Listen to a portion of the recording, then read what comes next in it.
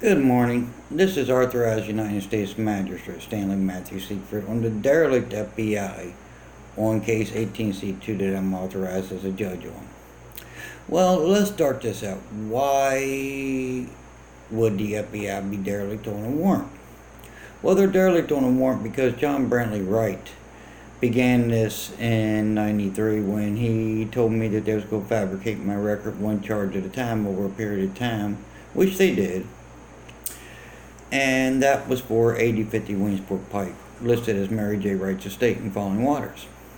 Now, in 2008, he had me incarcerated on the charge I was a victim of. And while I was incarcerated, he had my property taxes placed into his father's name and sold for taxes. Now, then Dana Jernell in 2016 decided to create a concurrence using the same resources, federal resources, to take and steal a piece of property that I purchased off Rosetta Elshai. Well, now, the Bureau of Investigations, or so to say, the flunking brainless idiots, thought they would start hiring idiots like Super Snitch that they actually had assault me with a weapon and actually had the Hagerstown Police Department say, oh, well, it was taken care of. Excuse me. You know, I'm handicapped. I've already showed you all videos of me using a cane. You can see here the damage to the weapon that was used in the assault by Mr. Marco. And the fact of the matter is the Hagerstown Police decided not to do anything about it. Is that why they want to know who took and did the stabbing on Jonathan Street? I mean, really? So what, you can shake his hand? So what you're saying is that, okay, it's okay to assault a handicapped and disabled with weapons in the state of Maryland? I mean, you know, it's pretty obvious if you look at the damage. It's fresh damage.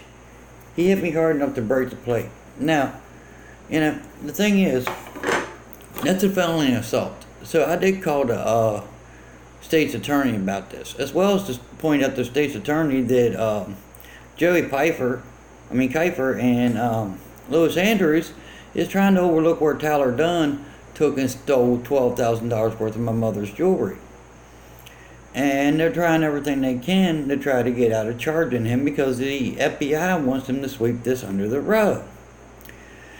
This is how the Federal Bureau of Investigation works. They figured they couldn't get me for another review, so they was going to take and have their super snitches assault me. And to take matters more complex, you know, I'm still waiting on Jim Justice to show up, where he's been in communications with me on Facebook about appearing with my clemency and compensation. But you know, that's just on what the state of West Virginia owes. Why do they owe me $13.5 million? Because they are the ones that incarcerated me on wrongful charges for over a period of 20 years. That's why they owe me that. Now, furthermore, why would the FBI want this to go away? Because of the fact that they needed to go away. Because they got $9.5 million of mine that Jerome Powell is over in New York. And they've been using this $9.5 million, the interest off of it, by which, to take and pay their super snitches, as they are. Who, I mean, really? You will get away with committing a crime with a weapon in the city of Hagerstown?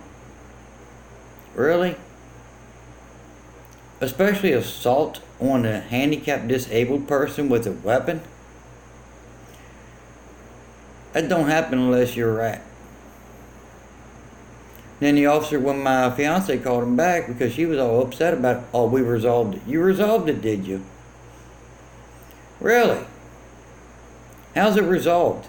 You think it's okay? I mean, you can see where he took and broke the plate over my arm. Oh, you resolved that, huh? That don't look like you resolved it. What, you gonna do the same thing to the person that stabbed the guy over on Jonathan Street? Just go shake it saying, yeah, we resolved it. If I wasn't an authorized United States judge, the FBI could charge me for impersonating an officer of the court. But they can't because I am. Fact of the matter is, you know, I got proof now beyond a reasonable doubt. I got the weapon here.